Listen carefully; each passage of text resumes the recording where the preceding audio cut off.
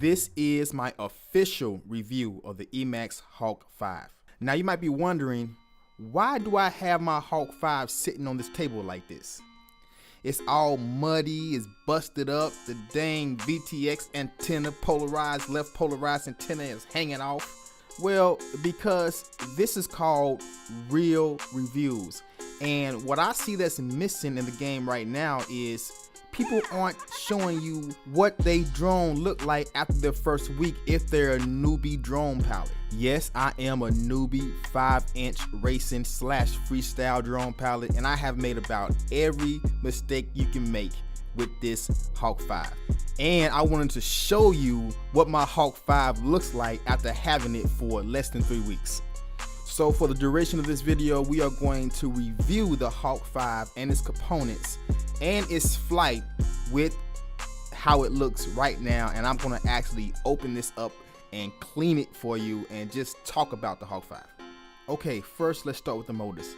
These are Emax light spec LS2206 2300 kV racing / freestyle motors. The kV refers to the constant velocity of the motor, not to be confused with little k capital V, the abbreviation for kilovolt. It's measured by the number of revolutions per minute, RPM, that a motor turns when 1 volt is applied with no load attached to that motor. This is coming from a newbie drone pilot, a newbie racing / freestyle drone pilot. And let me tell you, for a new guy like me, these motors are more than enough. Now let's get on to the flight controller, the VTX, and the receiver. Let me say this. This is what I've learned in my newly found passion for quad racing / freestyle. It's better to build your own 5-inch, okay? If you're gonna go something little like a King Kong ET115 or a King Kong 100 or even the new Diatone 249 Plus, then yeah, you know, you can purchase those, but from my experience, from my new experience, it's always better to just buy the pieces and put it together yourself. That's going to cost you more money initially because you have to buy the tools, the soldering iron, and all that stuff. But it's just what I've learned is that it's better to just make your own, to put together your own components, your own 5-inch drone.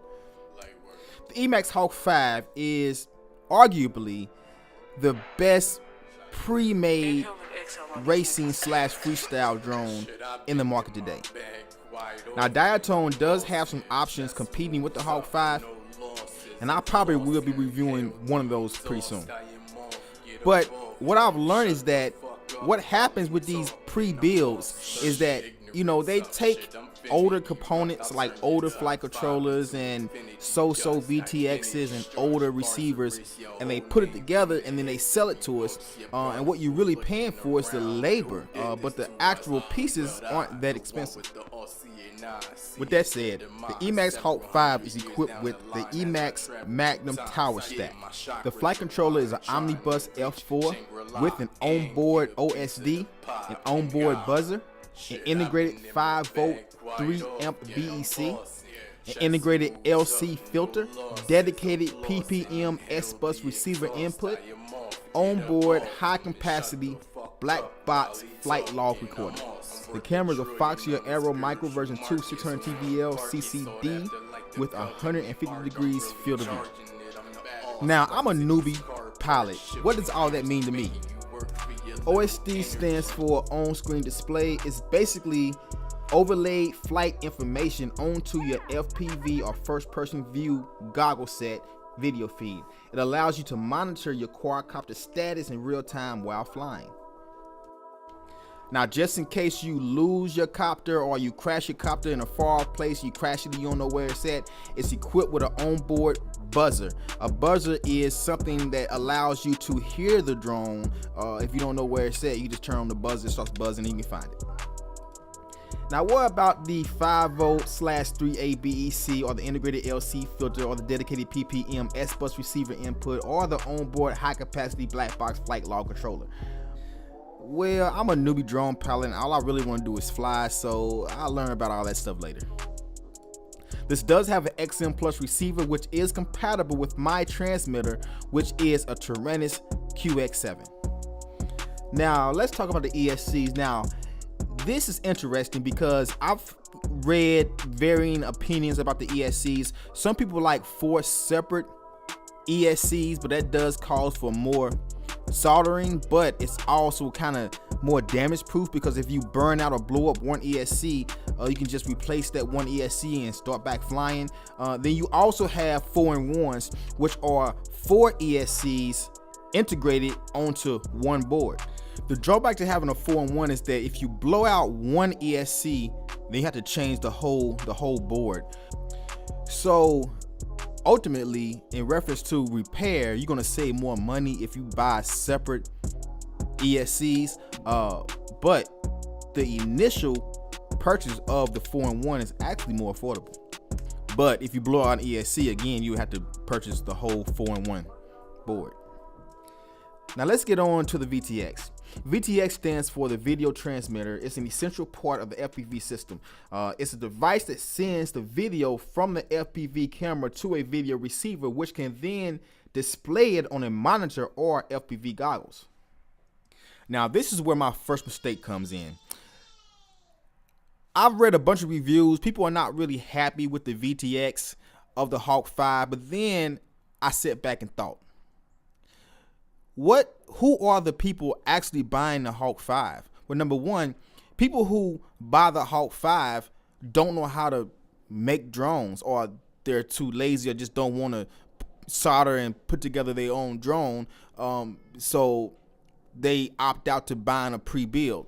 Now, usually pre-builds are bought by people new to the craft. So you're just really learning about quad racing and freestyle. You really don't know that it's actually better to build your own drone, or even if you do know, you don't have the tools and you don't have the money to invest, so you just want to go ahead and just purchase a pre-build. It's easier, and so on and so forth. So basically, usually people buying a Hawk 5, like myself, don't know about quad tech.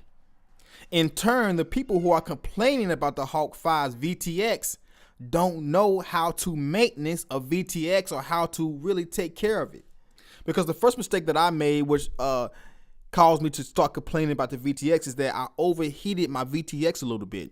And then for the next couple of days, it started to act funny. And how I overheated it was I had it hooked up to Betaflight, and I had the VTX on 200 milliwatt just sitting there, with the antenna on, but just sitting there. And it was overheating, but I didn't know because I'm new to the craft. So I started to complain about the VTX and so on and so forth, and started to research ways I can switch out the VTX. But then I did more research and just played with the VTX more. And then I learned that, if you power up the VTX and just let it sit there on 200 milliwatts, it's going to probably overheat. And then I learned that you have to play with your channels. You might be having issues on one channel, like band F channel 1, but if you go to band U channel 3, it might be a night and day difference. So with that said, this is a good VTX, mainly because I overheated it and I crashed it in water, and it still works.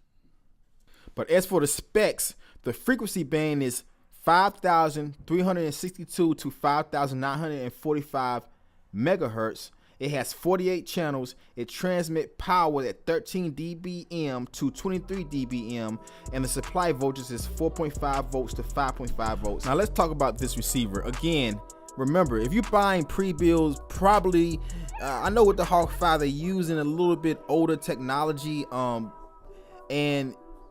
any pre-build you buy with an XM Plus receiver, you're gonna have to update it, and that's a whole nother tutorial. But the thing is, it's hard to update this particular receiver if you're new to the craft, because you can't take it out. It's actually it's put in there with pins, and it's actually soldered to the pin, so you have to desolder and do all that. My skills aren't up like that yet, so I'm gonna have to somehow upgrade the XM Plus while it's on the stack, and it's possible. I think I know a way to do it, but I haven't upgraded it yet, so the RSSI feed is not where it's supposed to be. But this is a good receiver. With that said, all in all, The Emax Hawk 5 is an excellent, durable drone. Quality components, quality build, really durable. Again, I crashed this drone in mud. I got mud on the motors. I crashed this drone in water upside down. It was totally in the water. The VTX, the flight controller, the receiver, everything was in the water. I let it dry off and took it up the next day, no problems. Now, if you having issues with the VTX, make sure that you are not overheating the VTX. Now, how I overheated my VTX was that I had it on 200 milliwatts and I had it hooked to Betaflight.